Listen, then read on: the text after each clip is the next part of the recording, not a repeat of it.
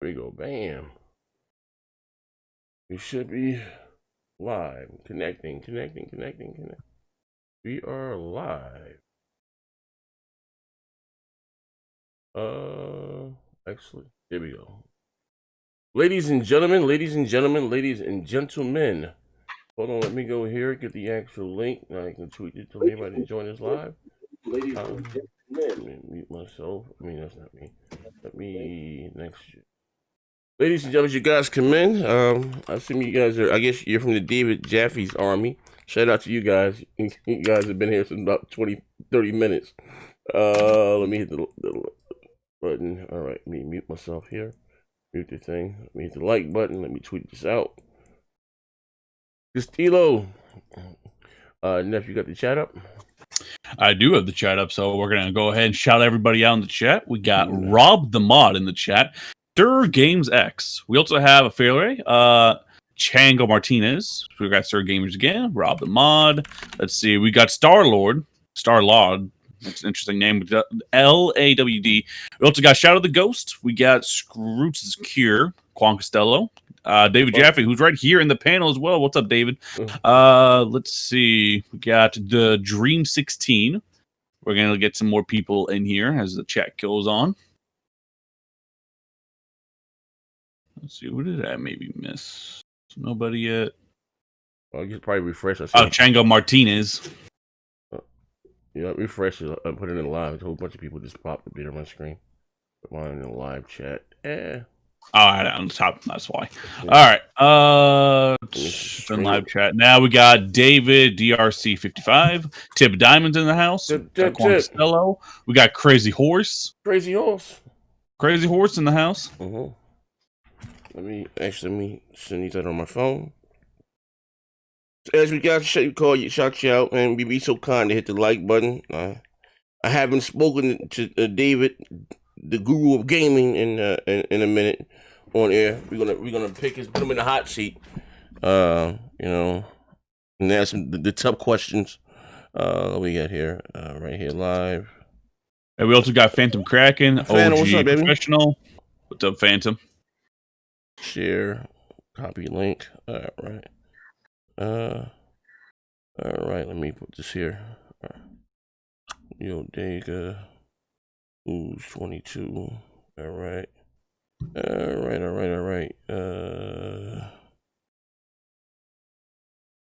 Hold on. I'll be able to see you guys in 1 second. Real deal. All right, King of the Road. All right. Hey, Neff, do I sound good? We got NYT in the house. We got Lionel B. We got Zensatsu Platinum Games. We got Darkness Wins. Devil Colito, 6200 Block. 9 Lives Matter 210. We also have the Analog Circle podcast. We have Mr. Rob in the house. Nova Adamus, interesting name. We got Agent Slurger. I haven't seen him in a while. We got Sync 88, Bounty Boom, Heat Stevens. We also have TV Boy 706. Bro. Game Despair. What's up to him? He had a show he's going to be doing later, I think. We got Duran Peevely. Shout out to him. Let's see, Bossy One. We got Raw Mayhem. Joe Henry, Delete Colito. There we go. Now we got these people popping up for me. Yeah, you probably had to refresh your screen. Yeah, I want, Dave said the link. I didn't know why anybody to do it. I just hit the intro, then let it build up. But no intro today. No, we're doing it raw. He said we're doing it live. Doing it live. David, you there, bro? I'm here. Yes. How you been, brother? How's it hanging? It's good. I'm a little confused though. You guys sound different. This is not Weapon Wheel? Oh shit! My! Praise God! That's right. I'm doing really good. All right. So, so what's been up with you? While the room is still filling up, I see you got the movies going on, and we got tonight. Yeah, well, I've been streaming like crazy, making videos like crazy, having so much fun doing it. Hanging out with the Discord people over there. Tonight we have okay. So here's the deal. I have never been I have never been like a drug guy. That's just not, you know, I didn't grow up around it. I did a little pot from time to time. Mm-hmm. But in California, you know, it's legal. And the other day, it's about a month now, and it's like, oh shit, you can have this delivered to your door now. And so I'm like, fuck it, I'm going to do a stream, and I was going to play like bug snacks on edibles. And I'm like, let me try that.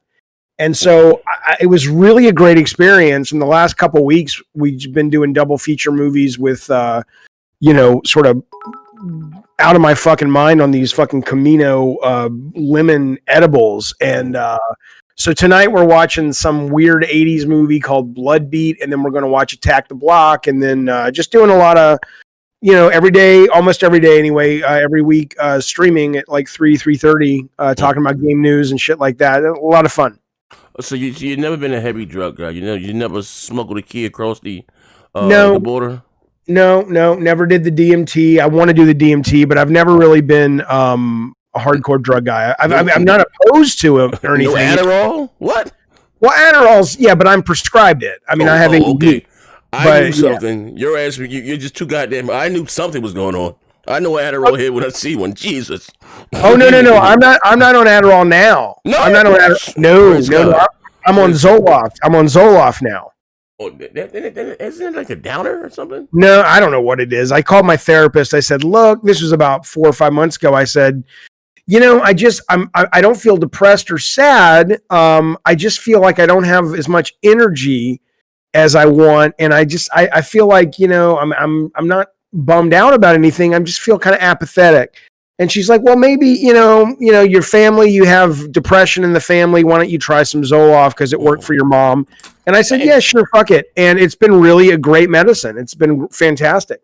Oh man, I know. I listen. Adderall and coffee gets the day. There you go. 2 pills a day keeps the doctor away, man. Well, what I can tell you is the dishes are piling up in the sink, so it may be time to call the therapist and get some Adderall. And it's like, you know what? I got to get some chores done. All right. Well, hold on. We got a couple members here. Have you seen him? Jesus. Yeah, the chat is popping off, so we're going to start from Mac City Entertainment with the $2. Yeah. He says, about to get a heavy dose of that trash gamer spin. Wow. Yeah. We got the Analog Circle podcast with the 5. He says, just stopping by to show some support. Thanks for the fantastic entertainment. Shout out to the Analog Circle podcast. Got a good show over there. We got Blue Mustang 357, who has joined the Next Gen 720 Army. Shout out to Praise God. Praise God. And for now, we're caught up. We're caught up. All right. So, like I said, shout out to each and every last one of you guys in the chat.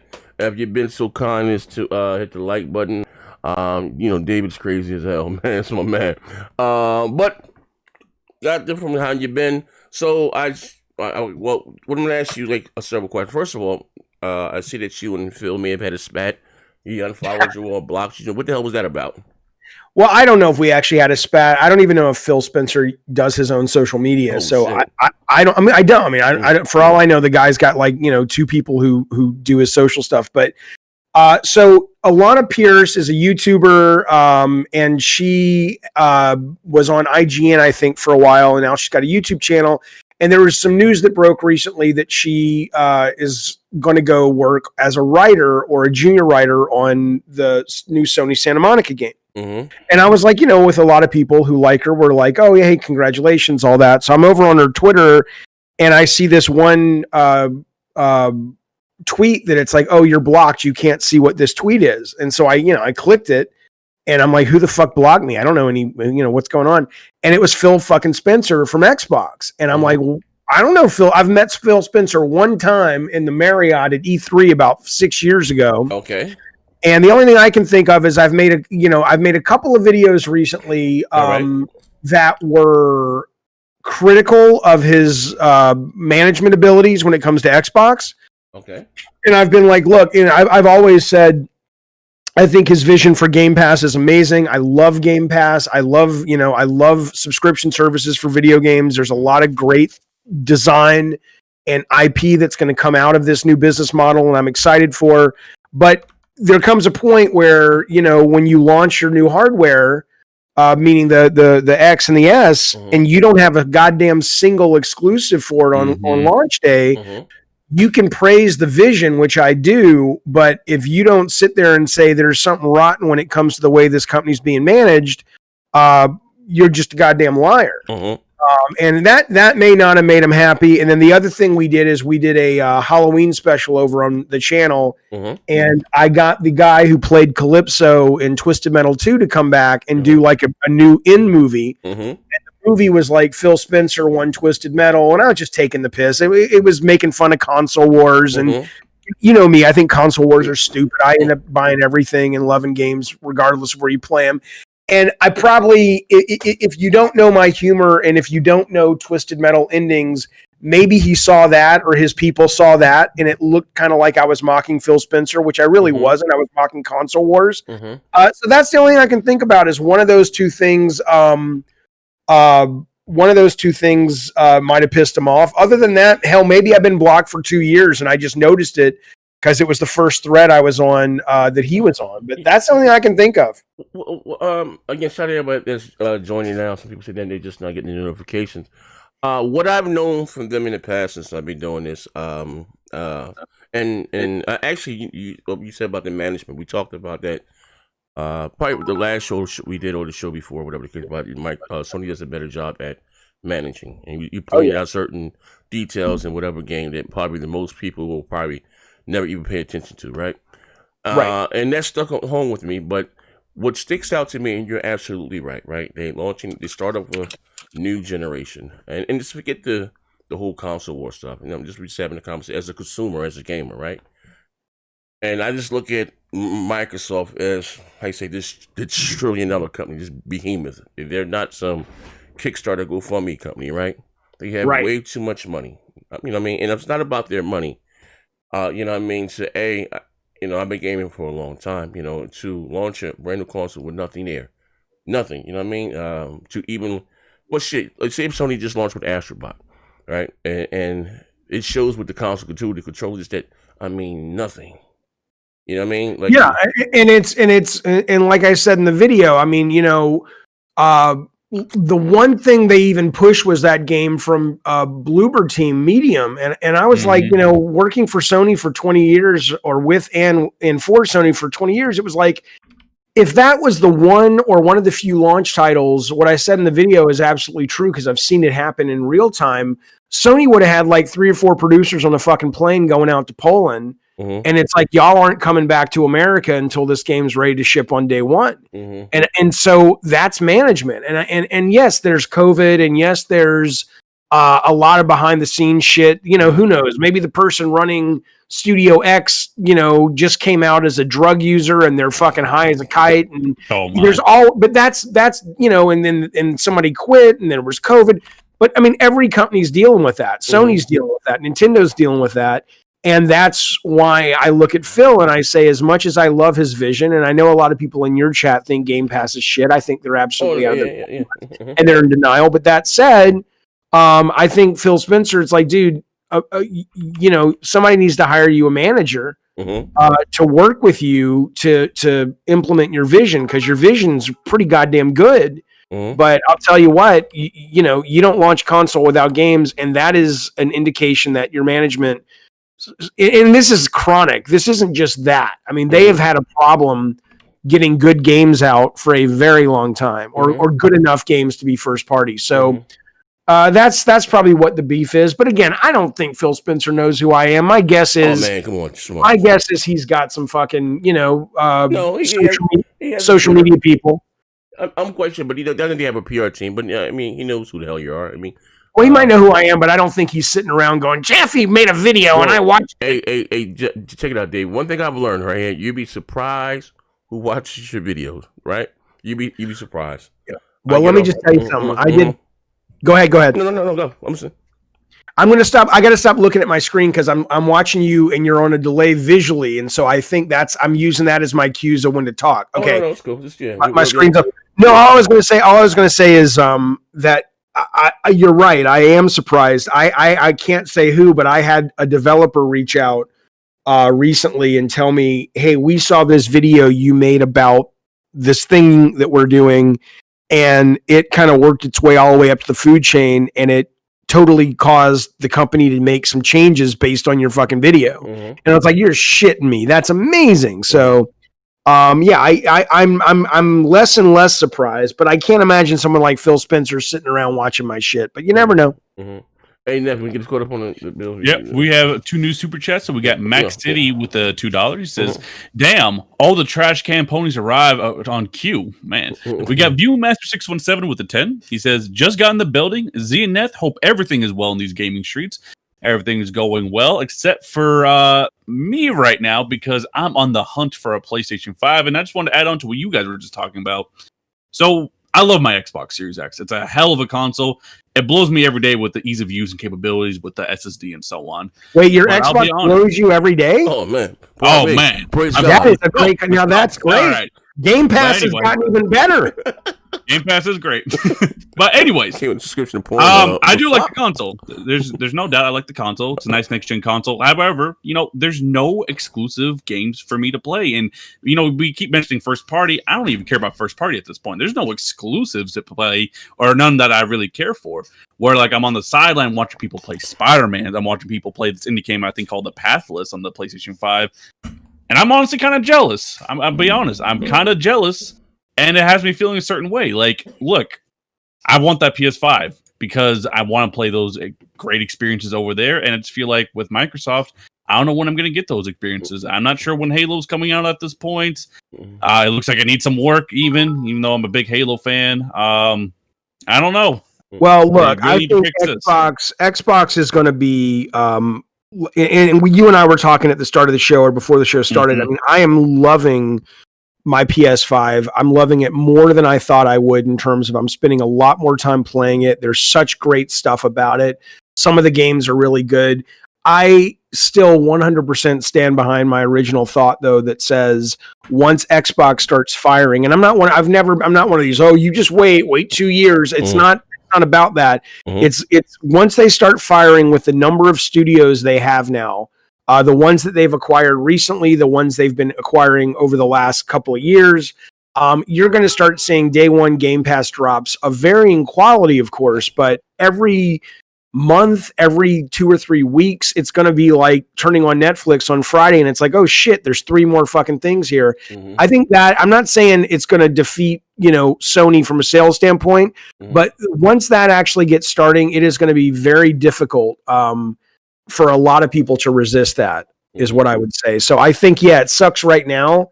And again, that's bad management on Microsoft's part, but even look, Jim Ryan even came out a couple of weeks ago and said, we are making some changes. There is evolution on the part of PS Now and PS Plus, but we're not ready to talk about it yet. Good and goddamn well that they are responding to Game Pass, because no one looks at Game Pass and thinks it's not a threat. We got a few bills here. I think quite a few people would say that, but they are wrong in my opinion. So we got Swish with the $5. He says, "What's good, Z and Neth? I got a question. When will the Nephilim return?" My prediction is 2025. Our creators, our Lord and Saviors, the creators, the Nephilim, will be here in 2025. Oh man, and he's gonna keep pushing that. All right, we got Double O Rain with the 2. Much love and respect to Zaire. We got Mr. Twister with the 50 sec. He says, "Jaffe, why don't you go back and make shorter single player games? I always thought that this was your strength and not multiplayer focused games." Why don't you suck my dick? Oh my! I'm just fucking with you. I'm just fucking with you guys. Just the way it was worded. You know what? You're absolutely right. I mean, who was that? Who had that? Who wrote that? Mr. Twister. That was Mr. Twister. 8-year-old child, Mr. Twister. Shout out to him. All right. Well, I hope I'm fucking with you, man. But no. So yeah. I mean, you're right. And I went into mechanics-based multiplayer games because after God of War, I was like, you know what? I don't know. Oh, shut up, J Doggy. I don't know, how to capture the kind of storytelling that I want to do. But I think that is more my skill set. So what I'll tell you, man, is right now I'm having so much fun doing streaming and videos and podcasts and stuff that I'm going to be doing that for a bit more. But if I do go back into games, and I might, it will absolutely be at the single player area, because I think your analysis is absolutely spot on. Yeah, all right. We got 2 more here, I think, from Taste and Major or something. Yeah, about to say. We have a lot of super chats. I lost some of them, but some Max City Entertainment with the 2. We might have to get some of the ones I missed. About to get a heavy dose of that Trash Gamer spin. Hold on. I think that might be an old one, actually. Let's see. Age Mage was with a lot. What up, Z, Neth, and Jaffe dropping by to say hi. What's up to him? Let's see. So we got the shorter games one, and I think. Is there any more after that? No, we caught up. Okay. Okay. So I'm sorry. So yeah. So one, like I said, one of the last conversations. I don't know, so whatever we did, and we would talk, of course, about Game Pass. You've always been a fan of the service, and I do think, and I always tell people all the time, Game Pass is a hell of a goddamn service. A lot of different games, right? Now Sony has come out and say, hey, we're gonna have our own answer to Game Pass. I've been saying for a while that they're gonna do day and date with their exclusives, and I think the games are still gonna sell what they're gonna sell. How are you on that now? Do you still think they will go day and date, or do you think there will be a staggered release? Because I think here's exactly what I think they're going to do, or certainly what they should do is it would be a mistake for them to go day and date, maybe financially, but also I think from an optics standpoint. I think right now they absolutely have earned the right to say we make, unless you're talking, Nintendo gameplay, we make the best first party games in the industry. And in terms of execution, I think they're absolutely correct. And I think there is value to them saying, yeah, Microsoft, there's an optics of saying, well, that's fine for you, Microsoft, with your little first party studio, but we're the goddamn top of the food chain. So we can afford to say we're 6 months before Miles Morales drops on Game Pass, or we're 6 months before God of War Ragnarok. So I think they will absolutely come out at retail, and there will be some kind of window that gamers start to get used to say, you can buy it now. Maybe when it drops to greatest hits, it also drops on PS Now. But I think the other thing they have to do and will do is they will dedicate budget to making day one drops exclusively for PS Now. So if you look Bucks next, right? You have that, and what's that? PlayStation All Stars going day and date. Yeah, well, they're calling that currently like PS Plus, but exactly though, I think you're going to start seeing them take smaller rolls of the dice of like $5 to $12 to $15 million that are still cool and interesting and different, and those will be built from the ground up so they can compete with Game Pass and say, yeah, you're going to get God of War Ragnarok on Game Pass. It's not going to be what they're doing now, which is shit, which is like. God of War comes to PS Plus, and then it goes away in 2 months. It's the most ridiculous fucking thing I've heard of. I don't know why they do it. But you're gonna get every 6 months or whatever, you're gonna get one of the big games that drop, and then you're also gonna get day one drops. That's what I think. And I'll tell you, I'm even more bullish on sub services now because I've been playing Amazon Luna, and streaming is a different kettle of fish. We don't have to get into that. I will say I have a really good streaming setup, so it's flawless for me. But that's not the point. The point is right now I paid $15 last month, and I've been playing Valhalla. I've been playing. I'm not playing Watch Dogs Legions, but I could. But I'm not into that franchise. And 2 days ago, I started playing Immortals: Phoenix Rising. And I'm playing these games. I'm paying $15 instead of $60 for each of them. I probably I've never finished an Ubisoft game. I'll probably play them each for about 20, 30 hours, and then I'll move on with my life, and I'll cancel my Ubisoft subscription until Ubisoft comes out with something else I want to play. And it's just, to me, it's more proof, at least the way my brain works, that, yeah, these sub-services, the value is so staggering that it's really hard for me to get my head around the fact that unless you are just a hardcore gamer that likes to collect, which I can totally respect, and that audience will continue to be served, the average consumer is going to, just like the average consumer has walked away from buying Blu-rays and they're fine just watching Netflix. I think the exact same thing is going to happen when it comes to PS Plus, PS Now, Game Pass, Luna, whatnot. All right, hold on. We got a few bills and a couple questions. We have some new bills. We got Big Stat with the $2. He says, yo, David Jaffe is funny as hell. Absolutely. We have Emmanuel A1 with the 3. Not like this, Neth. Shaking my head. Jaffe knows Game Pass is the king. And we're officially caught up there. Porter Rock. Oh, we got Porter Rock? Yeah. Shout out to P Rock. Shout out to P Rock. Shout out to the FN Supremes. You see it? You got yours in live or no live chat? I got my shit on live. Okay, I can get it. Oh, now I got it. $5. Yeah. All right. Shout out to this grocery store Supreme Zaire. Post up, lied, playing 1180p dog shit. Xbox Series X. Neth, you got 4 years to save $60. Don't pay me with Unity codes. Grocery store. Sean, fuck him up, Jaffe LL. Shout out to my bros. Oh, okay. Okay. Another question. Microsoft, I guess, took a strategic route. We're introducing a high-end console and then a low-end console with the Xbox Series S. Oh. What do you your thoughts about that? Do you think it would pay off for them in the long run, or you know what I mean? Or it's a waste of resources? Or no, well, I think it's tricky because I think I read somewhere. I don't know what magazine it was. It might have. I think it was Time. Time did not give the Xbox Series X, but it did give the PS5, and it did give the Xbox Series S Tech of the Year. Mm-hmm. Like the good, whatever their awards are at the end of the year.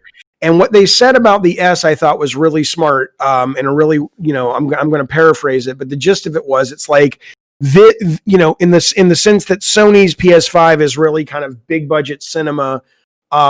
This is kind of the Netflix box, the S, right?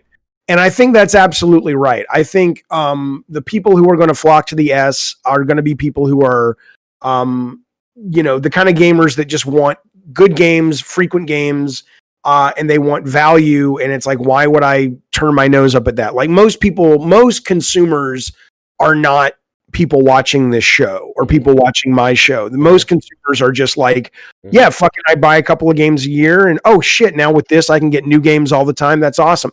So I think the S is really smart. The only problem with the S is that it may very well be by the time Microsoft gets its shit together and starts coming out with meaningful content on Game Pass, unless they open up their checkbook and buy it from other places, the Xbox X may already be down to $299 at a price level. It may be 2 years before we start seeing the fruits of the labor of these studios that Microsoft has acquired actually hitting Game Pass, at which point that price difference may not matter as much as it matters right now. But I think if the S came out with a bunch of Game Pass shit, I mean, it does if you don't have it, but most people have played a lot of those games. So I think its heart and its logic is in the right place, but it may have missed the mark simply because of the release window coming out when there's no fucking games. Okay, well here's a question. Not concern.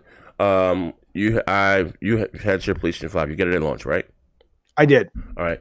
I'm on my second one. My first one kind of bricked out. Second one was crashing, same thing, and then my second one was giving me issues as well. God damn. Yeah. The games freeze all the time, but mine will go black. It'll be on, and I won't have nothing on the screen. Like it was crazy as all hell. Do you think? Have you been hearing about the issues? Do you think it's a widespread issue? Do you think? Because they had rumors about yield issues and 50%. Yeah, I mean, I what I'll say is, I mean, I've heard about them anecdotally, but it what I hear more of in the press, and this may just be Sony being able to control the media better, or maybe it's reflective of there not being as big of a problem. But when the Red Ring was happening on the 360, that was all. Sometimes that would make like casual mainstream news. I mean, that was big fucking news. The news that you see written about in the mainstream press about the PS5 has nothing to do with it being bricked. It has to do with, holy shit, this is the hot toy of the season. No one can get it. So my PS5 is run fine. I haven't seen the widespread complaints that we saw with the Red Ring, but that doesn't mean it's not there. But I don't really know if it's a big problem like Xbox had, or it's not as big of a problem. But I know that it's certainly not being covered in the same way. Yeah, well, you said you're right. I say his history is actually history. The winner gets to control the narrative, and I didn't think about that from that. We got 2 bills. Shout out to my brother Big Stout. He said, "Oh shit, chat wars, fight." Post up. And then we also got Post with the 5. He says, Porter Rock, you were bell bonds with open toe sandals. Damn. I was right. The 57 XT yields, etc. keep turning a blind eye at your grocery store. No. So okay, here's another question. With now with the cross gen, Microsoft initially came out and said no gamer left behind. You better and I wasn't a big fan. If I buy a new $500 console, whatever the case, I want my eyeballs to pop out. And it was then Sony came out and said, you know what, we believe in generations X, Y, and Z. Well, then they kind of, backtracked on that, and some of their, they came out and said that they're going to support the PS4, 2 to 3 years, and most likely, the God of Wars, the Horizon Zero Dawn will all be both cross gen. On the PS4 and the PS1. What are your thoughts about that? You think it's just from a business perspective, or? Well, here's what I think. I mean, my personal opinion is simply I don't really care. I have gotten so much value out of the quality of life improvements of PS5 and the exclusives that are exclusive, like Demon Souls are making my eyeballs pop a little bit. You like Demon Souls. Oh, I fucking love it, and I hate it. Well, I hated that genre. I didn't hate it. Like, I was bummed because I wasn't good enough to play it. Mm-hmm.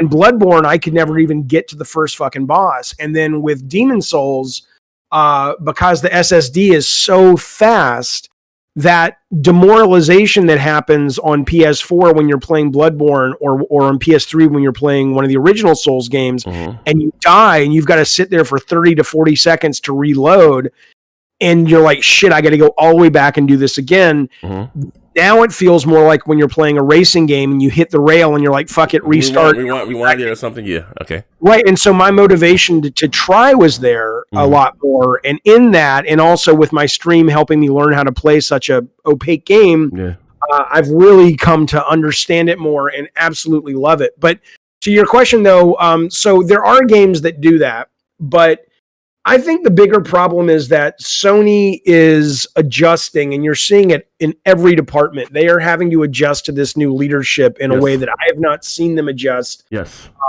in my years working with and for them. And that probably indicates that Jim Ryan is just a meaningful, whether it's good or bad is TBD, but a meaningful, serious change to that company, because even the PR messaging the last 6 months for Sony has been really off. The fact that he would say that, even though I don't give a fuck about it, it's clear that a lot of gamers absolutely do give a fuck about it. And that you would think that somebody would have pulled him aside and said, there's a better way to couch this message to say, yeah, we want to make sure we're always exciting people who have just dropped $500 on this new hardware. But most people, if you explain it to them, we've sold about 100 million units of PS4. And one of the things that lets us make these amazing games that you guys love, one of the things that lets us put all our money into R&D to make hardware that you guys love, is the fact that we make smart business decisions. And you would be a moron to walk away from 100 million selling hardware and not put some of your biggest hits on it as well as on the PS5. So I think it's more of a messaging issue than anything else. As long as Sony keeps putting out exclusives for the PS5 like Ratchet, Demon Souls, I think they can placate the people who are like, for the next couple of years while the cross-gen happens, that are like, hey, I want something that's just for my box. I think that exists. I just think they fucked up their messaging really poorly. Okay, well, okay. So I guess now, with this new generation upon us, and you brought up the SSDs, one thing that I you know what, Neth, on the panel, he had to put me, I was none the wiser. I thought I had quick resume, but no, that was just me going from game to game. And how do you do that? There's a thing you can do. It's not quick resume, but how do you actually call up that menu? I don't fucking know. That's a good question. But I thought I was using it, right? But I was just able to load in and out of games so much faster. And I would say from both the Xbox and the PlayStation, the biggest thing that I take away is the SSD and being able to get in and out. Go from game over again. If a game crashed or boots you out of online, you can get right back in there. But Sony has this new controller with the DualSense 5. What was your because at first I was maybe just a little rumbling, a little extra rumbling. I've been doing that with my Xbox controller, but then I played the extra bot, and when you fine tune the triggers, and it wasn't a rumble, that bitch was like a click, a crunch. I said, oh shit! And then when the ice cubes fell and whatever they were, and I felt them on this side of the controller, like that was some. I'm not gonna lie, I wasn't expecting that. What are your thoughts about the controller? Is it something new? Or is it going to be a fad, like, with the motion controls, like the Wii? You know what I mean? Everybody was, with the Wii, with the motion control. Or do you think this is something new that's going to go forward to change the landscape of gaming?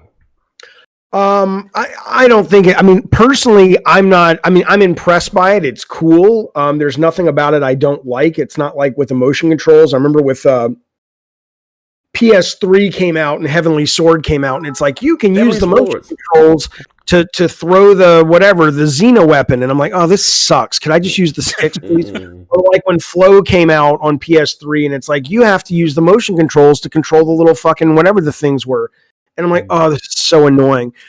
Everything in the DualSense is great. There's nothing about it I don't like. I haven't played Call of Duty. I hear Call of Duty is probably the best reflection of a variety of the haptic triggers and whatnot. I will say that I haven't been like, oh my God, this is a game changer. There are more things about the PS5 that I think are meaningful game changers than just the fact that there's some interesting resistance and there's some interesting, immersion factors. Those are great. I'm not shitting on them, but I don't think it's like, let's put it this way. I'm a lot more impressed that when I play Mortal Kombat.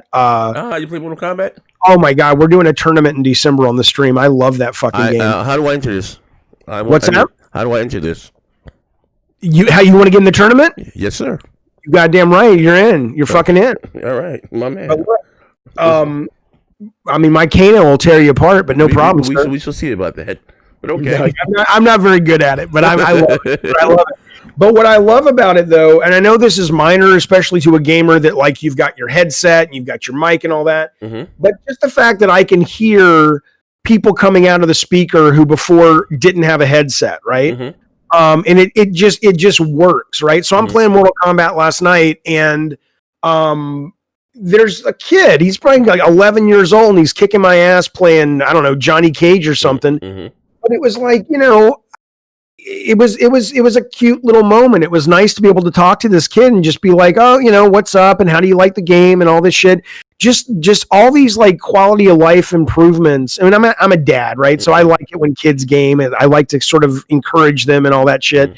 And so everything from that to the fact that the other day I was playing and I got a pop-up message saying, hey, Crank 182 or whatever just beat your high score in Sackboy's Big Adventure. Do you want to try to get your trophy back? And I'm like, oh, fuck. And all it is you press a button, and within 3 or 4 seconds, not only are you back into Sackboy, but it brings you right to that challenge. And so all of those little things, and then the loading times on Demon Souls, it really just makes playing in the ecosystem an absolute pleasure. And so, yeah, the haptic triggers are cool, but for me, that's almost like a minor improvement. To me, it's all of the, you want to get into this ecosystem, and it gets its hooks in you because of all these quality of life improvements, and you don't want to leave. Well, let me never get us caught up on the bills here. Yeah, we got Apex Alpha Gaming with a 2. He says, showing some support. Stay on that grind. Yeah. Shout out to him. We got Porter Rock with the 5. Post Up and Sean out here capping for the Xbox Series S. Jesus. All right. Let's see. We got Mech City with the 5. Yeah. I'm a multi-console owner, but like my kids, I'm always go love one more than the other. That's that. Damn. That's the Xbox Series X. It's where I feel at home. And we are caught up for now. It's one more. Growing green. It's Coop Man. 2 more. Coop Man and Sean. Actually, 3 more. Sean, Coop Man, Sean, Post. My shit is behind today. You have to refresh the screen. That's all. Coop Man said, why Xbox act like the PS5 is the only one having issues? The Xbox Series X is having issues, just as many issues as well. What up, Z? What up, David? And Jaffe? What up, Nev? What's up, my brother Coop Man? I think I think anything coming off an assembly line, you're going to have issues. Or things sometimes overplayed in the media, yeah. But what was just give me my I'm gonna give you a layer of my onion.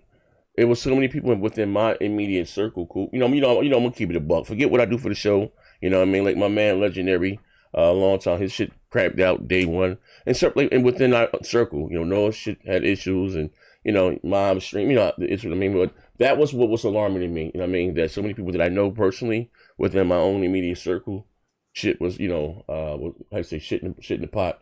You see the rest of them now? Yep, I see Sean with the 5. He says P-Rock out here on the streets, on the street corners, going in on the S.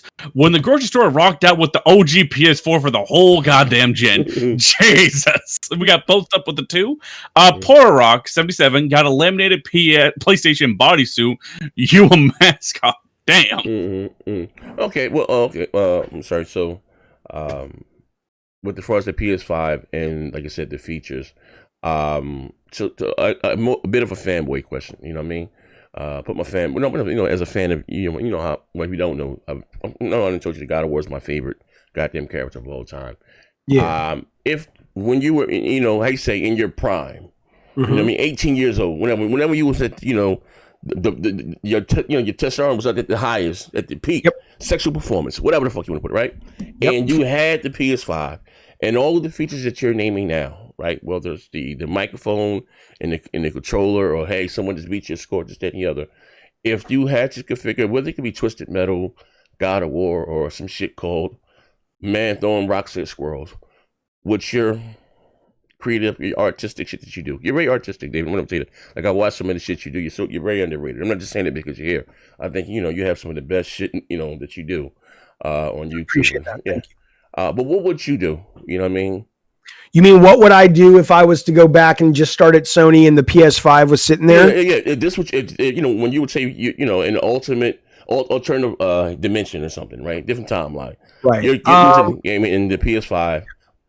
This is your PS1, your PS5. What would you do? What would you implement? What ideas would you have?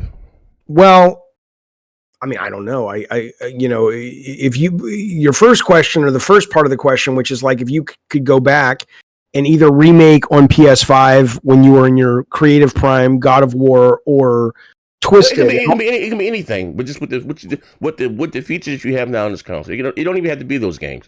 It could be any game, anything.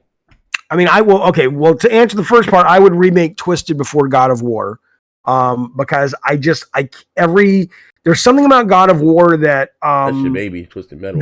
Well, they're both my babies, but there's something about God of War that feels like it has other things that buttress it up. It's got its story, it's got its characters, it's got its puzzles, it's got its combat. Twisted Metal is so much about the experience, and if you love that kind of WWE meets Mad Max that is Twisted Metal, every time there's new hardware, I just want to see what it looks like and what it feels like in that new way to take the vision further and make it more real and make it more impactful. So if I were to remake one on the PS5, you'd have, there's the whole business issue, which it doesn't really work anymore. But if I was going back to 1995 with the PS5, I would do that. As a new game, though, honestly, if I were to make a new game and Sony wanted me to work with them again on a new game, I would go into them and I would say, please let me make one of these day one drop games for PlayStation Now. I don't want to make a big next gen thing. I want to make because you guys have to understand it is so Jim Ryan's been giving some interesting interviews. He talked about this the other day too. The committee that they have to greenlight stuff,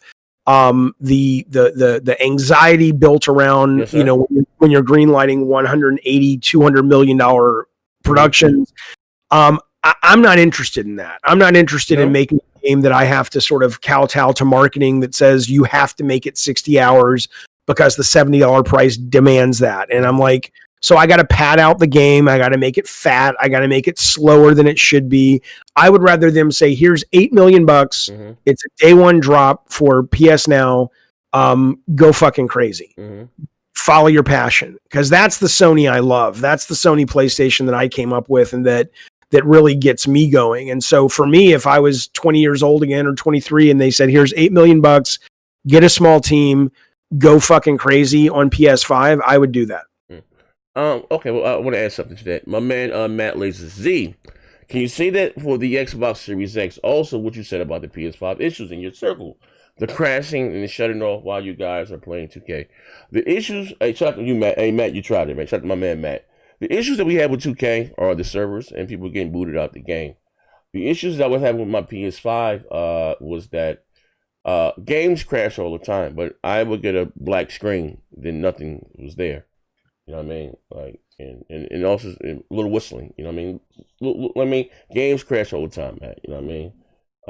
But you know the issues I was having, or my man Legendary, his shit wouldn't boot on, or my other friend, his shit was bubbling on the screen. You know what I mean? That was a little different. You know what I mean? Games crashing, yes. Are there some software issues with the Xbox Series X running games such as Call of Duty? Sometimes you have to turn the ray tracing off, and not it'll crash the game, and you got to go back. I mean, it is what it is. You know what I mean? Yeah, and I mean, I've heard with PlayStation, like even Moss, his whole console just turns off on him. Yeah. Like he was playing Godfall, and it just turned off on him. Yeah. And he just maybe it just didn't like that point. Maybe he had a pest problem, a rodent problem. There was a few roaches in there. Fucking hell. I don't know. But okay, well that's like I said, an interesting take. From like I said, I'm not gonna go back to when you said you got into gaming, this, that, and the other. But are you surprised how I remember how gaming may have been this niche hobby to now when it comes to media makes more money than movies and music. It's the are you surprised how far gaming has come since once you enter like the industry and $1 billion and, you know what I mean? There weren't no $1 billion games back then, not that I know of, but you know. I mean, I think so. I was gaming since Atari, and Atari, or before Atari, but Atari when it was 2600 back in the 70s, you know, that was pretty fucking mainstream. I mean, everybody had the fucking Atari, and frankly, everybody had the NES. It's not. I mean, there's a okay. I'm sorry. There's a popular theory, or there's a popular vision that until PlayStation came along, gamers were only these geeks in their basements, and there's truth to that. Okay. And Sony came along, and they absolutely mainstreamed it more, but it wasn't so black and white that it's like I could have never imagined. But at the same time, though, I was in it for a long time, and I was in it at the first E3 when Sony dropped their PS1 trailer, and it didn't look like a video game trailer. It looked like something that would be on MTV. And you started going, okay, they're going for more than just sort of the hardcore, otaku fans and shit like that. So, am I surprised? You're right. A little. I'm a little surprised. I'm a little happy about it. It's come at a cost, but I think the indie game scene and the AA game scene has kind of filled in the gaps where creativity used to flourish that we're not seeing as much in AAA space now. But it's pretty cool to see. And the pandemic is also the only one of the very few silver linings you can find is that it has brought a lot of people to games. Even though, I got people in my chat who are like, I have to assume they're trolling. I don't know if they are, but they really think there is a criteria for games to be called a game. Like there were people giving Brie Larson shit for being on Jeff Keighley's award show next week or this week. And they're like, well, what kind of gamer is she? She only plays Animal Crossing and Candy Crush or something. And I'm like, fuck you, motherfucker. Those games are massive. Those games have brought millions of people into the ecosystem. They've made over $1 billion in terms of Candy Crush, I believe. The number one game, I was talking about this on my stream the other day. It blows my mind. From September to October, do you know the number one game was none of the shit we talk about on this show? It was a game in China that was a mobile fucking phone game. Genshin Impact? No. That's the number 2 game. That made $390 million on mobile. Jesus. The other game is a MOBA on mobile phones, and this game made $470 million between September and October. So in 2 months, it almost made $500 million. Yes, sir. And the idea that there are gamers out there going, that's not a real fucking game. That's the worst part of it. It's like there's bizarre gatekeeping that's risen up. And it's like, go fuck yourself, man. I'll tell you what, I'll take the $1 billion over a goddamn high score on fucking, fucking IGN any day. Oh, I'm gonna play the devil's advocate here. Say the glass is half full, right? I think people, such as myself, right? Because you have the whole, I'll give you again, lay in my onion, right? I'll put my flaws on Front Street. I don't have a problem with streaming. Jaffe. I was shocked. Well, I wouldn't, just so clear, I wasn't talking about streaming. No. I'm gonna put it together for you to see. Okay. I'm just saying overall. What you say? We had this whole gatekeeper thing here, right? Yeah. I remember me being live when one of these dog shit shows that I was doing, and I was like, I got the invitation for what's Google shit called? Stadia. It was called Project Think Cloud back then, right? And I couldn't wait to get on it and pounce and rip goddamn the show, streaming this dog shit, this, that, and the other, and it fucking worked. And I was telling people, and I was like, and it was hard for me to explain because they didn't have their thing. We didn't know the specs wasn't too. I believe it was GDC that came out in March, right? But I had it maybe a month. And I was playing Assassin's Creed, and all I kept saying was, guys, this shit looks better graphically than my Xbox One X and my PS4 Pro. Then I found out it was 1080p 60 with all the bells and what's this, that, and the other. I didn't know what the fuck it was. And I do have great internet. I have a Verizon Fios. I know what you have there in Cali. I have 1 gig up, 1 gig down. So it's not an issue for me. And I think the minimum requirement for them was like 25 up, 20, some not that big, right? And it blew my fucking mind. So, and I know when it comes to business or with Microsoft, they spend a lot of money in making consoles, the R&D, shipping, tariffs, this, that, and the other. And, and it is a business to make money. But to me, it's nothing like going, old school, get in line, midnight at GameStop and opening that new console. So it takes me back to a kid again. And the threat of that going away, you know what I mean? So, and like people, even with the mobile gaming, like you're saying, and people, maybe because there's a business, you see Sony or Microsoft with games like Bleeding Edge, or I call it Bleeding Ass, trying to do these, those little games to, to catch on, you know what I mean? And everything goes that way, and there are few and few less of whether Last of Us or God of War, and because they can make so much more money doing that. So I think a lot of the pushback or people saying is that because that mobile gaming is actually bigger than console gaming, all over the world, and maybe people may fear that. You understand what I'm saying? Like, I don't want that to go away. I do, and there's two ways to look at it. Like I said, somebody in your chat, I think it was Kurt. Mm-hmm. He's like, oh, he wants to make a passion project, but now he's praising mobile phone. I don't play mobile phone games. I'm not saying I like them. Uh-huh. And that's that. It's funny. I spent the last year working on my stream, kind of trying to figure out. I'm consistent. I have a great community. I think the stream is pretty good. What can I do to make it better? And I finally realized recently, and I'm not going to do this because I just can't be this guy. I finally realized that I come to the table with real, honest fucking conversations with people. Mm-hmm. I'm not saying I want to go play a mobile game. I'm talking about the business. I'm not saying what you're saying about the nostalgia of opening a game and getting it home.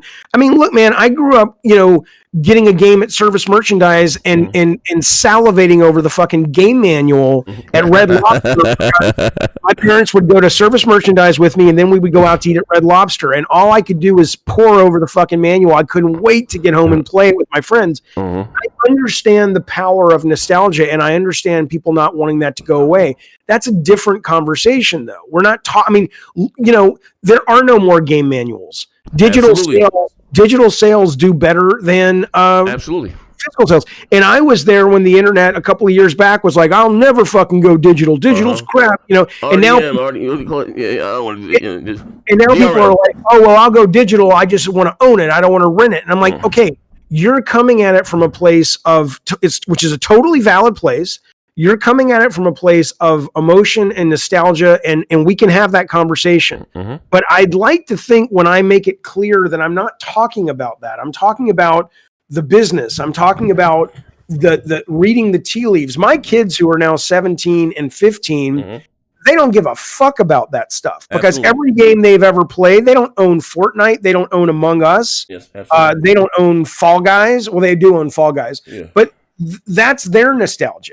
And it's like, we should be able to, as gamers, I'm not blowing smoke, but gamers, because the stuff that we play requires you to be mentally on, we're probably smarter than other fan bases in a lot of ways. Mm-hmm. We should be able to distinguish the conversation between what you personally like, and that's a conversation, and what we're talking about at a more meta business conversation. Mm-hmm. And they're two different paths. And it's like a lot of gamers just are not able to have that conversation. They just push back and get all offended. I'm like, dude, no one's trying to take your fucking security blanket away. I get it. I get that you like those midnight launches. I get you liked opening the box. I get you like putting shit on your shelf. I get it. Yeah. But that's not what we're talking about. We're talking about the business at this point, and the business is changing, and the business always changes. Absolutely. You always have to adapt, but there are multiple builds here. So we got Matt Laser with the 5. He says, Nosy. You had guys with their whole system shutting off, just crashing, and getting kicked out, like last night's stream. Yeah, but listen, that was part of the show's entertainment. Fuck is this guy talking about? Praise God. Now, I'll be honest. 2K just cut off. It's most of the servers or just the game crashing. I don't remember anybody with their console shutting off. And I don't remember somebody with a console not cutting back on. That's what's the issue here. Yeah. So McNeil Chris J with the 5. How many times I gotta tell y'all grocery stores, y'all are having PS5 issues because you're not worthy. Stay foxy, grocery stores. Keep it foxy. Ricky Brown with the 5. For the sake of the Brandsy, do not enter that Mortal Kombat tournament. Thank you in advance. I need $50. I ain't gonna lie. Hey, listen here, man. I'm borrowing from Peter to pay Paul. I'm out here cutting a jig. I need $50, Ricky. Shit looking bad out here. We need Gamer. He needs 50 to help others. JD Gamer with the 10. Yeah. Gaming is now and has always been about mimicry and how the latest trends, rather than when the platforms were all the rage. First-person shooters or the latest third-person narrative-driven game. Read that last part again. What Gaming is now and has always been about mimicry and how the latest trends, rather it be when platformers were all the rage. Remember back when the NES days, then first-person shooters became all the rage. OG to 360, and now it seems to be third-person narrative story-driven games. That's by the way, that's simply not accurate. But it's accurate if all you do is play mainstream console games. I get why he would have that perspective. But if you actually go outside of that comfort zone and you play games on PC, on indie sites like itch.io, even on sites like Steam, you will quickly find that there is a lot of experimentation happening. There is a lot of, there was a game a couple years ago which was amazing called Return of the Obra Dinn. I'd never played a game like that in my fucking life. It's called Return of the Obra Dinn. It is a deductive reasoning detective game that you play on a fucking ship in like the 1700s. It's the fucking weirdest thing. It's from the guy who made the indie game Papers, Please. I'm not saying that guy who gave you the super chat would like it. I'm saying that a lot of people have a very myopic perspective of where games are because they just go into GameStop or they go onto the digital storefronts and they're like, oh, well, everything's open world Ubisoft games or there's Sony narrative games. And that is true if you're only buying $60, $70 console games. But there's a lot of variety happening in other spaces, but you do have to look for it. It's very much like indie film now. If you just go to the mainstream cinema, all you're going to see are MCU movies and DC movies. And I love those movies. That's great. But if you actually seek out video on demand or smaller theaters, there's a lot of neat movies being made. You just don't hear about them unless you go searching for them. Oh, okay. I'm saying I know you have other shows. I'm only asking like 2 or 3 more questions. You gotta get the hell up out of here. But okay. Speaking when you just said video on demand, HBO Max, right? Love it. I love it. Yeah. And again, so what I was saying again, like, you know what I mean? So now I see there's the people at AMC are pissed off that I know that we're in the Spanish flu is out here, the bubonic plague right now, right? All right. But again, before he said the day and date, what they're doing, and I think it's awesome. I can't wait for Christmas to watch goddamn Wonder Woman, right? Yep. I'm not going to the goddamn Wonder Woman and Soul is coming out from Pixar on fucking Christmas Day. It's crazy. I didn't even know they were making the Matrix 4. All that shit is going to be their day and date, right? Yep. And again, how the things are changing. Like I was talking about the other day. I think people go to the movies for the experience, got a date, whatever the fuck the case may be, right? But again, things have changed. What I'm saying is from the business, and it costs money to make hardware. When we get to the point where even in someone in the middle of Idaho got a decent connection, right? And can have with no input lag and whatever the case may be, can play the latest Assassin's Creed and him in fucking Newark, New Jersey, right? Yep. At 15 T-flops, and subscribe to the service. So theoretically, there will be no need for hardware anymore. That's right. Well, even Phil Spencer came out a couple of weeks ago and is talking about this Xbox stick, which is going to just hook right into a TV. And Xbox just made a deal with Samsung, and they're probably going to put Game Pass in fucking Samsung. Yeah. So I mean, eventually, I'm not going to lie when we're saying it, so we might hear the pushback in the business. Eventually, you know what I mean, as good as tech is going, it's going to be saying goodbye, I guess, to the hardware. You know what I mean? Unless you're talking about like vinyl and records, like there might be like hobbyist and collector systems that pop up to allow for that. But on the whole, 95% of people will be gaming on services digitally. Yes, correct. Just like movies. So that's what I was saying. So you might hear the pushback from the mobile and about the business side and people. And again, I remember, I'll tell you again, I had with Phil. And to me, this, you know what I mean, somehow I'm able to, I say, quote unquote, peep game. I know a bullshitter. And Phil always answered questions like a politician. So it came out to the point where Microsoft had canceled, I think, Scalebound, some other shit, Fable Legends. And I was actually, I know a few people over there at Atlanta Studios. And they found out they really lost their job on Twitter, right? It was crazy. But anyway, they were doing all these things. So I'm saying we back to Gears, Forza, and Halo, right? And, and I said to them, I swear to God, I don't want to see my preferred platform of choice become a service or just that and the other. This is before the Game Pass, just that and the other. And he answered me, and it's crazy, in a true politician form, just that and the other, right? But what we are now, and it's crazy how I've changed. I don't have a problem with Game Pass. I don't have a problem with shit going day and day to PC. You know what I mean? It's like I've changed. I don't even give a fuck anymore. Like, you know what I mean? It's not even I don't even think about it. You know what I mean? It's just, it is what it is, And again, Sony, I've heard a few things, that they're changing the culture, the fabric will make PlayStation what it is. And the new guy they have in front or charge, it's more like a dollar guy. Software and services want they shit everywhere. Right. You couldn't pay me in a million years to think that Sony will be publishing games. First, where they got the baseball on competing platforms. You know what I mean? The MLB, the show, or putting some of their big games, their first party shit on PC. Right. Or putting Kratos and Fortnite, and anybody can play them, even on Xbox. They got fucking Kratos out there doing a fucking Watusi. I'm pissed off about that. But again, like things in the depth, like I said, this is a quote unquote a business. How far do you think Sony will like? It's just about money. Willing to take it and push it, and say fuck the core. That's how you say you go ahead and worry about the 2 billion gamers out there. Because Sony does have a cult following, just like Nintendo. I think both of them do. But with the new guy in charge, and some of the decisions that they will make, putting or publishing, other games. Maybe you might say a God of War on PC natively. You know what I'm saying? How far do you think they would take it, or you think it's like if it makes dollars, it makes sense? Fuck it. It is what it is. They get used to it. I think that's no disrespect, but I think that is a false way to or an incorrect way to look at it. Mm-hmm. Because you're even saying you're excited to watch Wonder Woman, right? Yes, sir.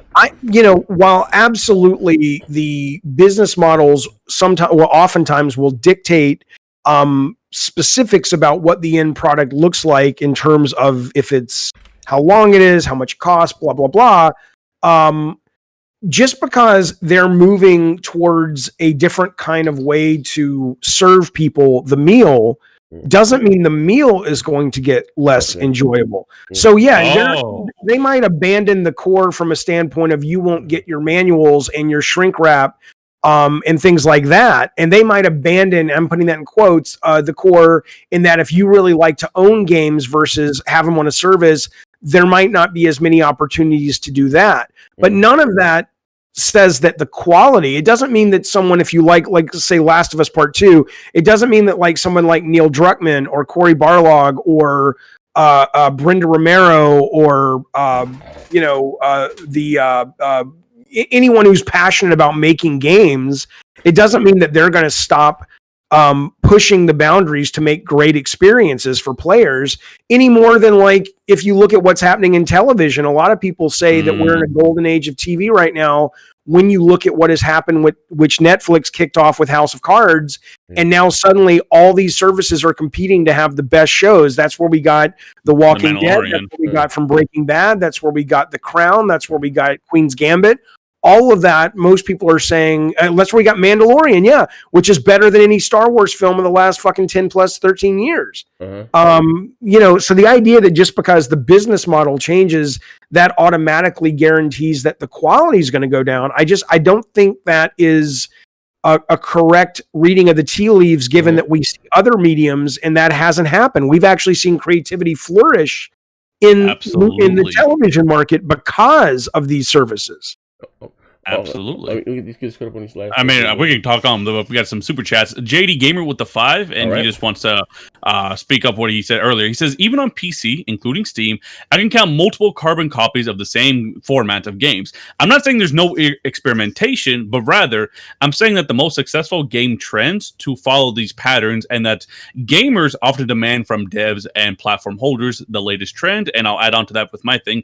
Emmanuel A1 with the 2. Phil saved the gaming industry with Game Pass, now on to the movies that we're caught up. But I think he's just saying, like, what your example with the MCU and going to a theater. You often go to a theater, you get like a superhero movie these days, right?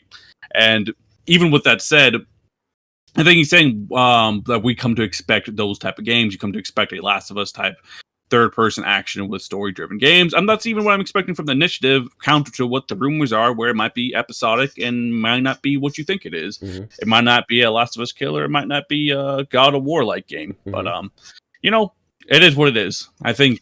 Right. And just to respond to that, though, briefly, I think it's very simple. It's the less money you spend, the more freedom you get.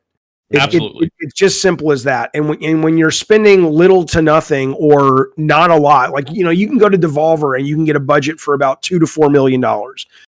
You can go to Adult Swim Games and get a budget for about $850 to $1.5 million. You're going to have a lot more freedom than if you go to Sony and they give you $190 million and you've got marketing, sales, and this cabal of approval breathing down your fucking neck. So yeah, look, even in the indie space, you get a bunch of Me Too games. Once Gone Home was a hit, all these fucking indie games poured in that were like, let's be emotional and let's be artistic, to the point that it was wearing it so much on its sleeve that it was obnoxious. But you're still getting a lot more frequency of innovation in those games than you do in the AAA space. Not because AAA is lame, but because the cost is too fucking high. Yeah. Absolutely. We got Hollow Mako 17. What's up, bro? He says, best thing with movies day and date is high quality torrented downloads. Absolutely. But honestly, with the ease of access, you'll be surprised how many people still just watch it on their service. I mean, I just have to pay $15 to get HBO Max. It's done. Yeah. Oh damn! I had a spicy, dicey question for you. It slipped my goddamn mind. With Jim Ryan, one thing, I'm gonna let you go. When Jim Ryan said that, I said fewer. What do you say? Fewer games, shorter games, not releasing. I guess I guess so many of the big games, like whatever, like The Last of Us. Not saying they won't be less quality, but they're not putting out so many. You know what I mean? Or making them shorter, like what I mean. And then. I guess we'll be to cut costs. Now you had the initiative, right? Came out, somebody inside of somewhere, right? I saw this news. Yeah. Okay. And it was, remember they had the whole quadruple A. They're snatching talent from Jokers on Pluto, what do you call it? Naughty Dog, every goddamn way, right? Now they got him from Santa Monica Studios. They got him from Naughty Dog. They got him from Crystal Dynamics. They got the Avengers, is what I call it. Yeah. There you go. Right now, you're hearing that their game may be episodic. Now, what I took away from that, I want to get your opinion. What was it? Final Fantasy was the last one that just came out, the remake. That would you consider that be episodic? It comes out in parts, but that's like 30, 40 goddamn hours. I don't have an issue with that. You know what I mean? If it's that type of game.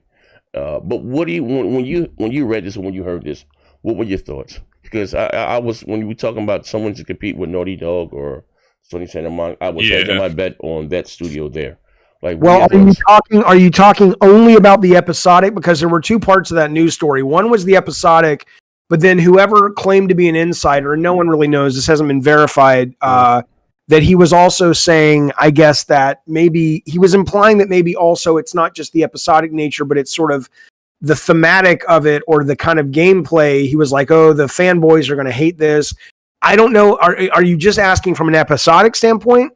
Both I think? Both ways. Well, I mean, Fanboy and episodic. The second one I can't tell you because no one knows what the game is except apparently this guy, and he wasn't giving us any sense of genre. But let's assume for the moment we're just talking about the episodic aspect. I don't care. I mean, we talked about this on my stream yesterday. Somebody on my stream said, theoretically, Call of Duty is episodic. Fortnite is episodic. And then you get down to the literal definition if you're talking television, and it's like Telltale with. Yeah, that's what I was talking about. Yeah.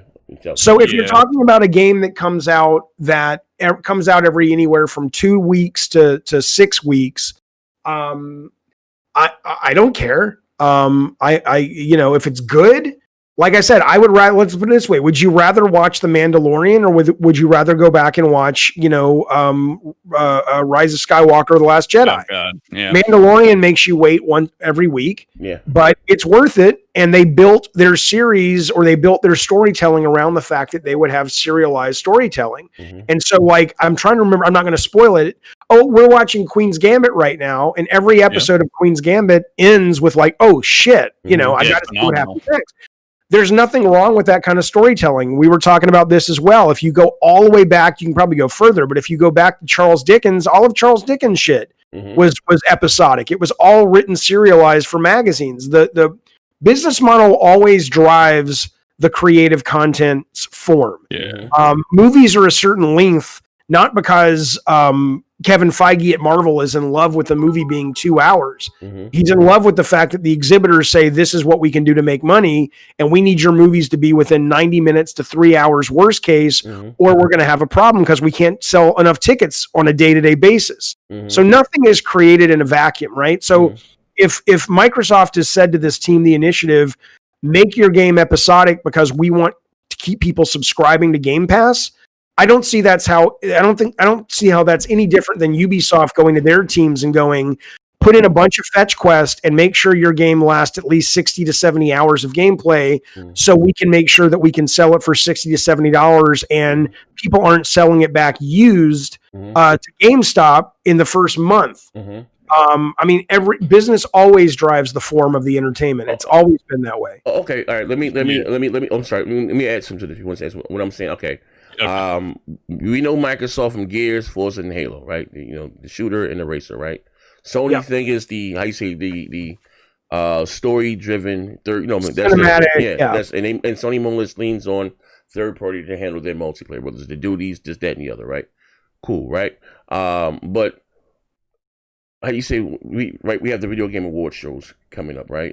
Thursdays, whatever the case may be, and it's a foregone conclusion that Microsoft doesn't have those type of games. And again, I was hedging my bet on them to make a not saying it has to be a God of War, you understand me, but that type of mature, graphics, gunshots, and because they don't have that shit. You have Halo, Space Aliens. Gears of War is my favorite fucking game. Yeah, they don't have any nuanced games that sort of with the violence, you know what I mean, And so again, I was, that was going to be that. But then I don't have it on my screen right now. Forgive me. But when the developer from the initiative, and I'm shit with names. Hey, I let my daughter play our game an hour before bedtime, and I'm a little fucking alarmed by it. The little girl may have been 8, 9, 10 goddamn years old. I don't want any more goddamn crackhead threes. No more sea of goddamn piss. I want some sex, drugs, violence, rock and roll, some goddamn edible, and half a kid of goddamn cocaine. You know what I mean? And again, and that's what they need. I don't know. You know what I mean? I don't know. Like sometimes they just seem so goddamn clueless. Like, you know what I mean? You understand what I'm saying? I do, that's why I keep talking about Phil Spencer maybe not being the world's best manager. So look. They now have some amazing studios absolutely under their belt now. I mean, it is staggering if you throw in the Bethesda group, If you That's, throw in Obsidian. Game Tango works in Japan.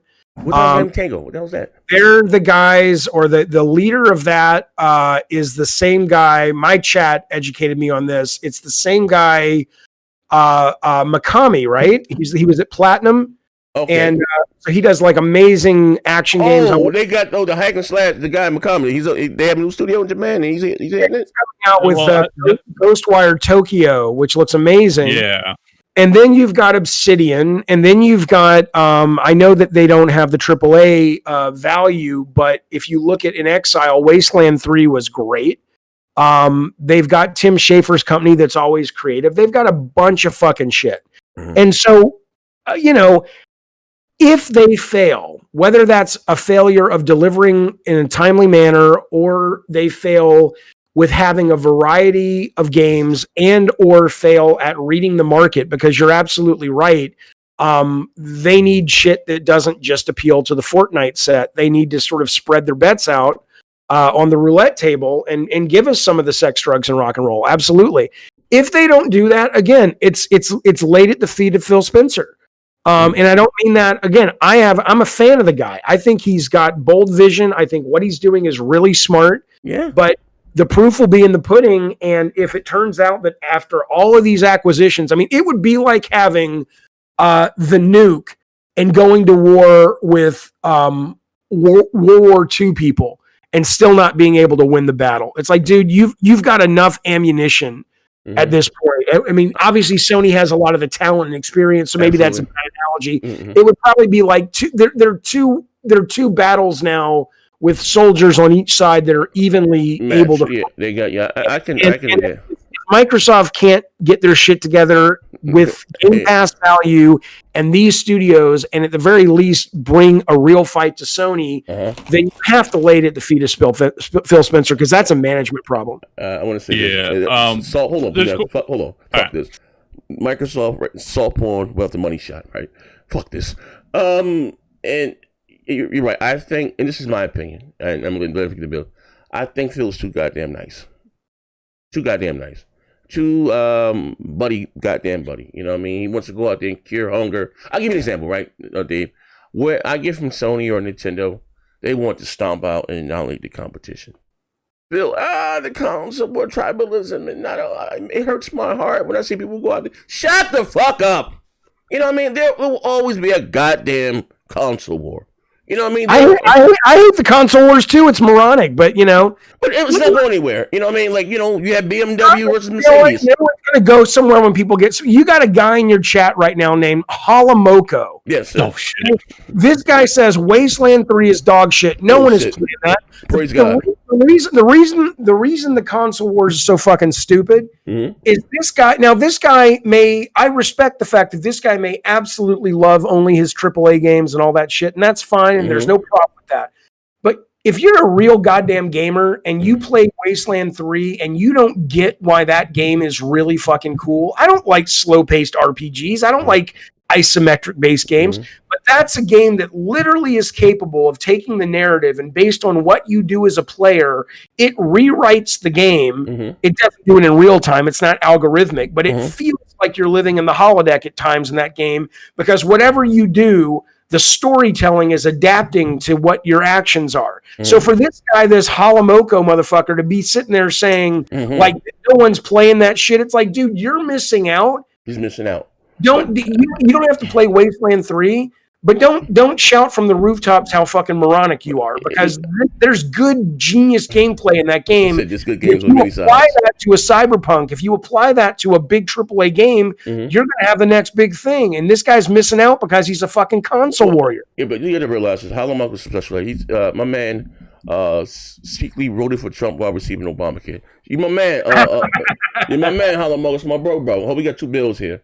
So we got JD Gaming with the 5. Yeah. I expect, based on the number of studios owned by Microsoft, that they will produce 20 to 25 high-quality first-party games this gen, while PlayStation does about 15 of them.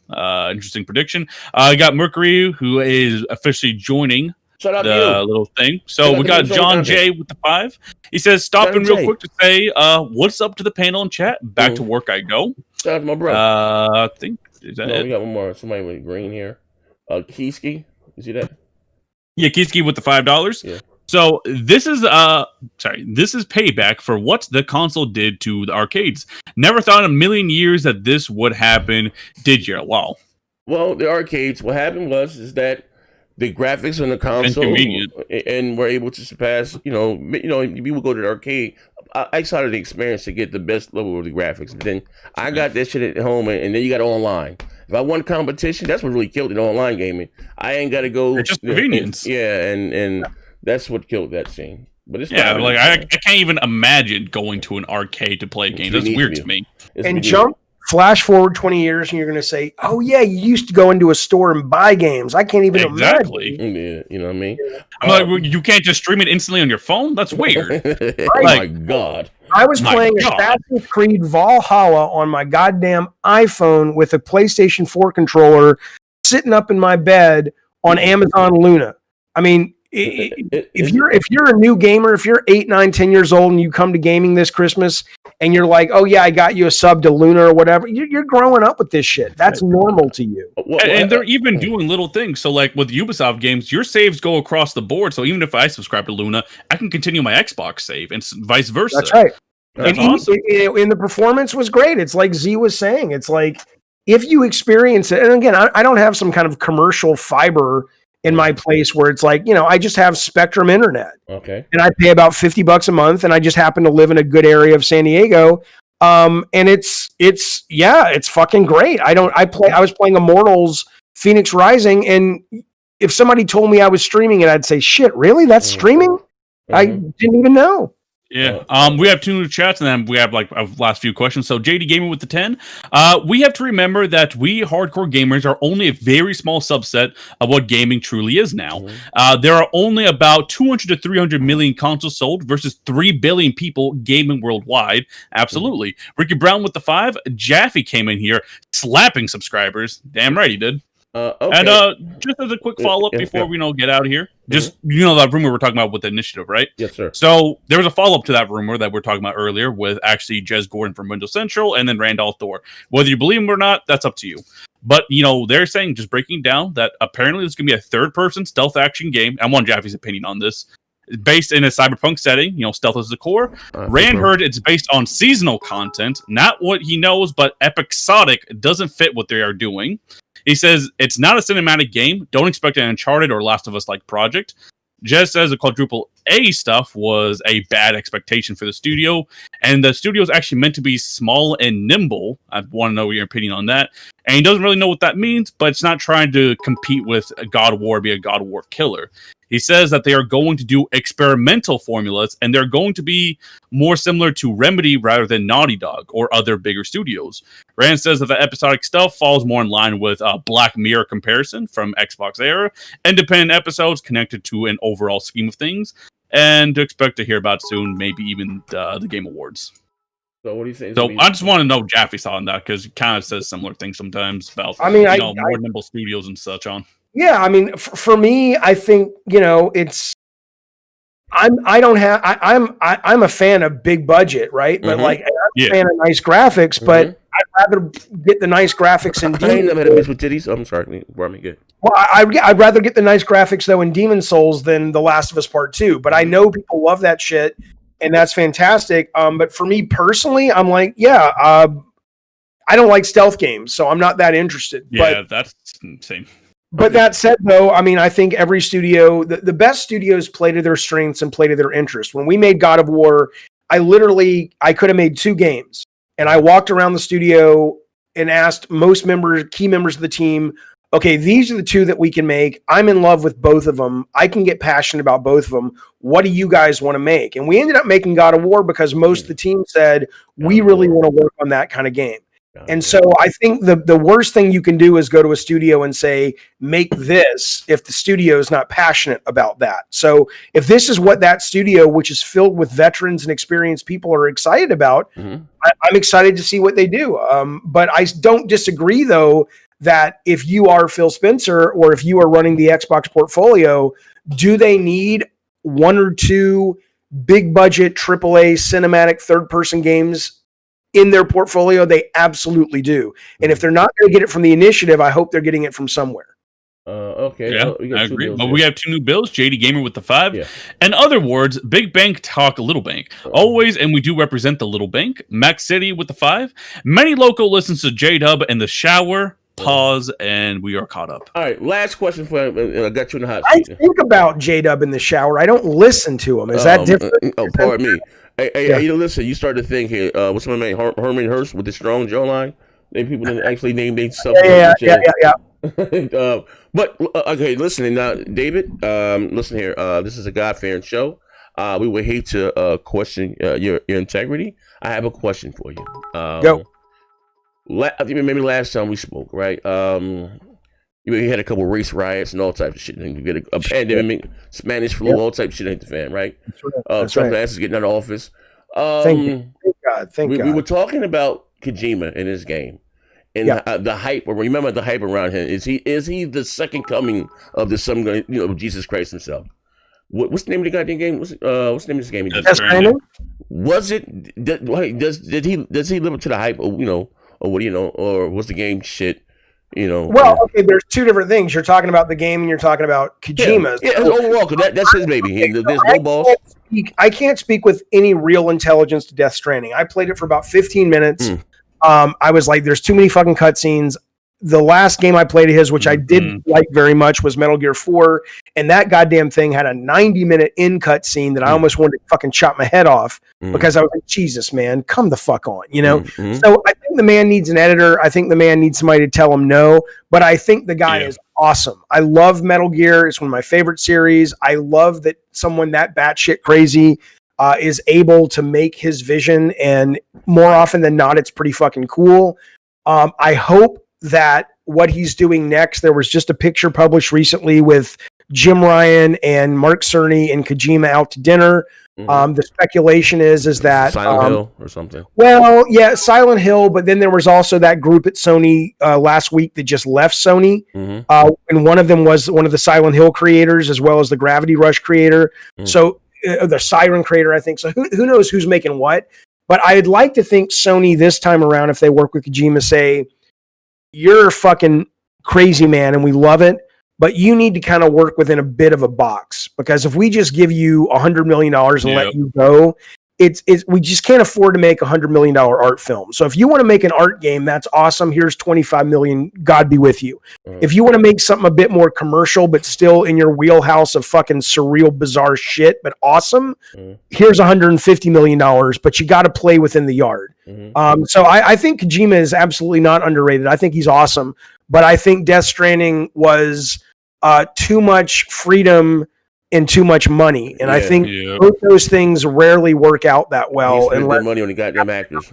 The game, unless you happen to have a great deal of discipline, and anybody who's played Kojima's best works knows that man don't have discipline. His codecs go too long, his cutscenes go too long, and I think someone needs to step in and say, he needs a man. He needs a boss. I mean, my honest opinion of the game, graphically. But you have this big barren world, then I have this goddamn ladder. I'm scaffolding up a goddamn side of a clip route much more. Then I had to carry some oxycut, bro, what the fuck's going on? Look, I beat that damn game, and I did not enjoy it. Look, so the game's creative, whatever, it's different, sure, and you definitely do feel lonely. Even the story's good. I can say the story itself is good. You need more action. But that's what I'm about to say. The game, fuck the action, whatever, it's just not fun. I don't know what he was trying to convey, but the game itself is just not enjoyable to play. And to me, that's the opposite of what gaming is all about.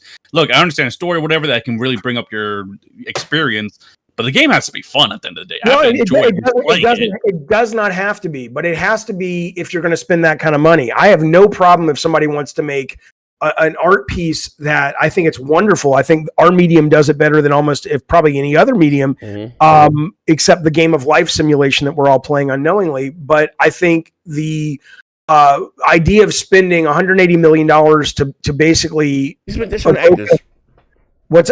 that, but I'm saying that the idea of saying I want to express something in gaming and it's not going to be a lot of fun, but it's going to be powerful if you're able to get to the end of it. I think that's fantastic, and we should always support that. But I don't think you support it with $180 million. And not Eastern Conference, 9 Lives. I don't think you're wrong. I don't have that inside skinny. He's saying Kojima got Yoshida demoted. I don't think Yoshida was demoted. I think he was put into a place where his absolute passion and love and skill at shepherding unique, interesting titles is going to pay off for him and Sony better. But do I think they said, let's get him out of this decision-making chair because of something like Dreams and something like Death Stranding? I would be stunned if that's not accurate. Oh man! All right, so we got Max City with the 2. I says I was disappointed when I heard this news about the initiative game. Alamako with the 50. Jaffe, Xbox are cheering because you love Game Pass, and Ponies are cheering you because you love the PlayStation 5. Now the war is all about dog shit on each other's games and consoles. Listen, Jaffe, you paid money to have somebody read that dumb fucking statement. That's I told you he voted for Trump and getting Obama can get stall my man out. But the guy said here, you know, like I think I don't know if it's the last show, but when you said like I didn't understand how Sony or the PlayStation is the most profitable it's ever been, right? Most successful ever, and he's over, you know, a game with a budget of $35,000 in bug snacks. You know what I mean? Like he just to the left. I don't know. Some say it was because of Kojima. I don't know about that. I just think maybe he was still looking at gaming as the traditional way, and they more or less wanted to go with, I guess, the software and services. You know. You know, and it is what it is. But Mac City with the 2. Kojima's Death Stranding is dog shit, and now we're caught up. Okay, now we caught up with the bills. So before you know, some of these guys are. Shout out to you guys that follow David over here. Awesome shit. David, let me get your link. You can drop a link to your channel here. Yeah. So, okay. So my channel is youtube.com/Jaffe Games, JAFFE Games. Let me get him a link here. Hold on. And I stream 4 days a week in terms of the show. We do like a news talk, very chat heavy discussion. Chat's a big part of it, and then I usually game at night, and then we do membership specials, like we're doing movies tonight. We're doing we just did a Brawlhalla Championship. The prize was like a Funko Sweet Tooth truck that we gave out. We're doing a Mortal Kombat Championship in December. We're going to do a watch party for the Twisted Metal 2 endings, where we have the guy who played Calypso coming on. So we do a lot of member outreach across the tiers. There's a lot going on with memberships, as well as lots of streaming and videos. So yeah, head over to either at David Scott Jaffe on Twitter or youtube.com/Jaffe Games on YouTube and join the honest discussion. It's no holds barred, but it's respectful. But it's energetic, and hopefully you guys will come over and give us a shot. Yeah, first, if you enjoyed the show today, hit the like button. I just dropped the link to my man's channel. Now you're going on you're doing another show in a while. You want to plug me? Yeah. Am I doing another? Yeah, I'm doing a podcast in about 2 hours called Insomniac Podcast with a guy named Nova. Can I drop that link for you? All right. Let me get it right here.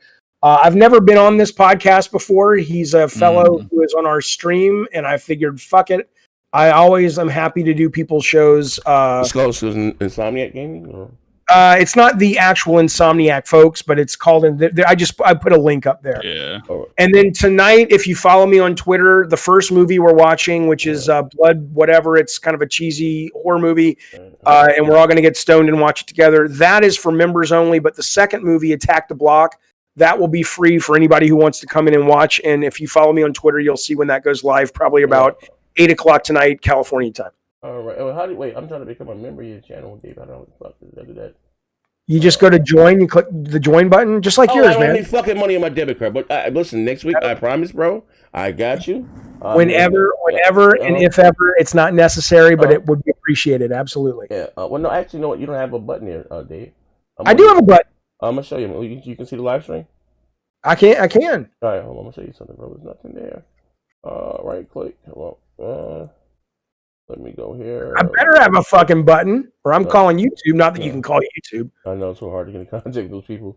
Let me go drop Windows. What do you call it? Games? Gathering games. Here we go. I'll share with you. You don't have a button. This is your page here. Let me see.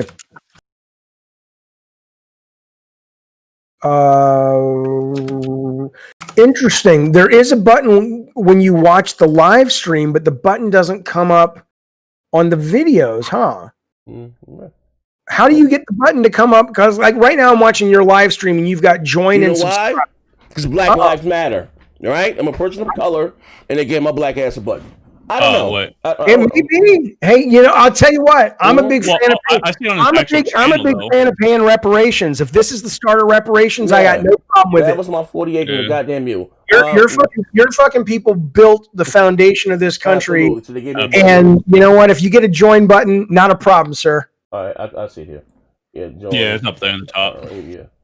I got to link my shit there. Join. PayPal. I charged my wife to use her fucking card. There you go. Fuck that. Yeah, but I think that's the right one. Now I use my PayPal. Oh, I did it. Hey, wait. I appreciate it, man. I appreciate that very much. Thanks, sir. You're welcome, man. Bro, you're welcome. But anyway, like I said, I'm gonna give you. Listen, also, Dave, I'm gonna give you a week to get in the gym. I'm challenging you right now to a game of Mortal Kombat. We're gonna start. I will absolutely play you 1-on-1, and you should enter the tournament. But if you want to meet back in a week. If you want to meet back in a week, let's do it for charity. Let's put $50 up or $100, or we'll raise the money. Let's fucking do it. 100%. We're gonna raise that. And I am the charity. I'm a person of color. Listen, shout out to my brother David Jaffe for swinging by, man. Again, I hope this. We gotta start and work. I appreciate you, brother. And I'll check you out later on. You know what I mean? All right, you guys. Thanks for having me. I'll talk to you guys soon. Bye, everybody. All right.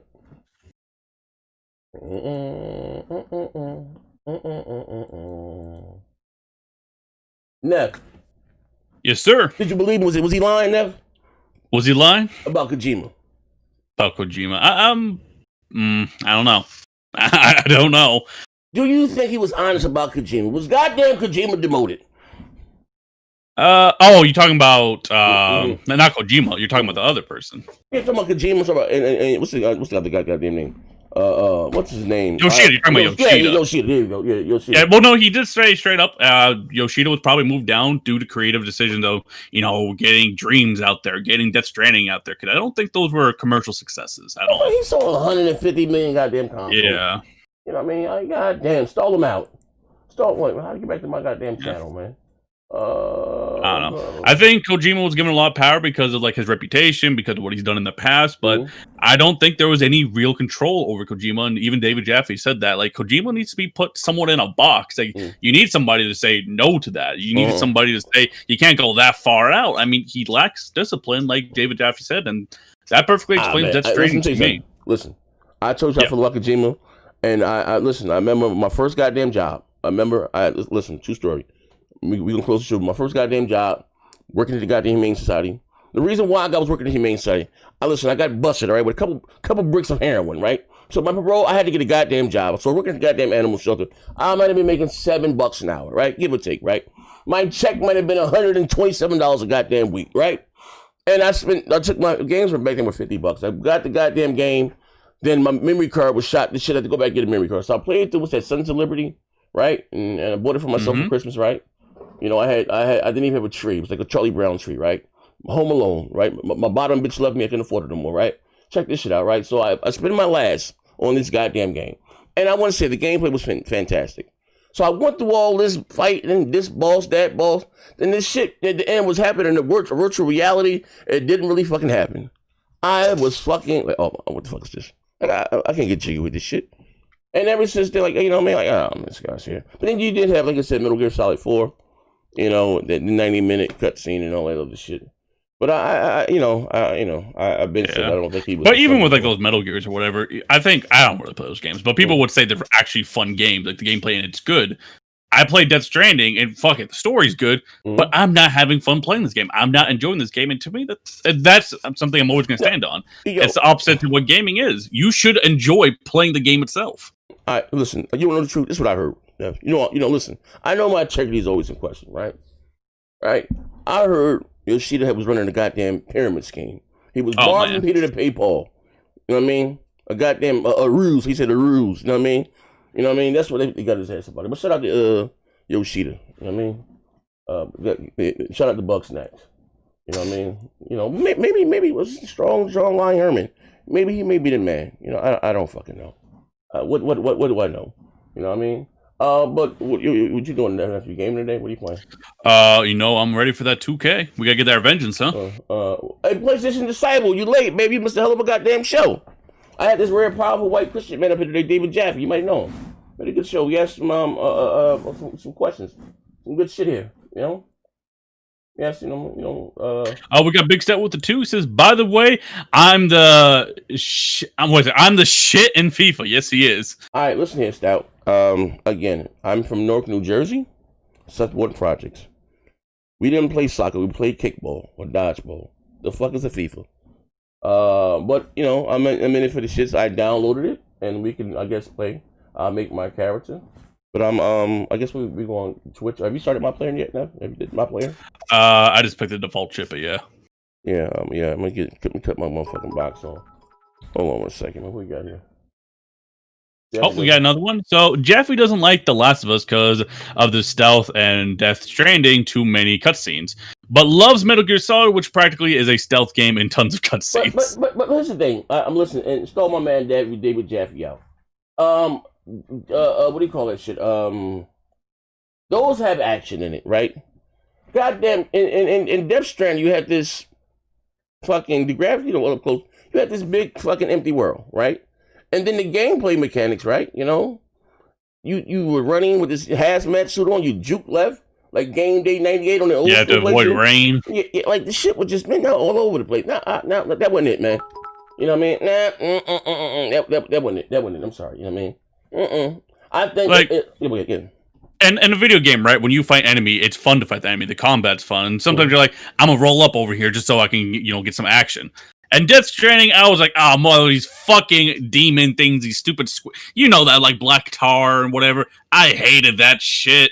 That shit I tried to avoid that with a passion, not because it was difficult, because it was fucking boring and annoying. You do the things not that is easy, you do the things that are hard. Yeah, every time I run to that shit, I let Jesus take the wheel. I tried getting the fuck out of it. What also too was the through the game, the navigation. Like you set the we call the mile marker or the waypoint, and there's a cliff right there in front of you. You know what I mean? That's another thing I had an issue with.